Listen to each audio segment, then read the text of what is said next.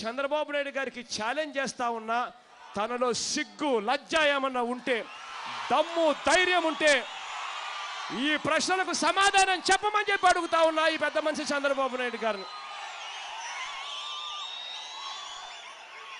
మార్చి 2,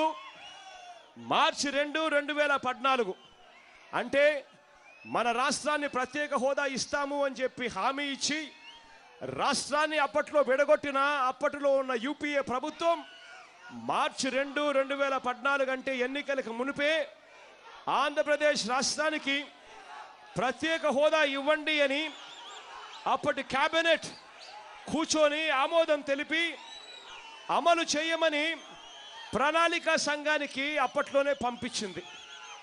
ఆ తర్వాత ఎన్నికలు వచ్చాయి. చంద్రబాబు నాయుడు గారు సీఎం అయ్యారు. సీఎం అయిన తర్వాత 7 నెలల పాటు అంటే డిసెంబర్ 31, 2014 దాకా ప్రణాళిక సంఘం అమల్లోనే ఉంది. మరి చంద్రబాబు నాయుడు గారు ముఖ్యమంత్రి అయిన తర్వాత 7 నెలల పాటు ప్రణాళిక సంఘం అమల్లో ఉన్నప్పుడు ఈ 7 నెలల కాలంలో ప్రత్యేక హోదాను అమలు చేయమని కనీసం ఒక్క రోజన్నా కూడా మీరు ప్రణాళిక సంఘాన్ని కలిశారా అని అడుగుతా ఉన్నాను ఈ పెద్ద మనిషి చంద్రబాబు నాయుడు గారిని.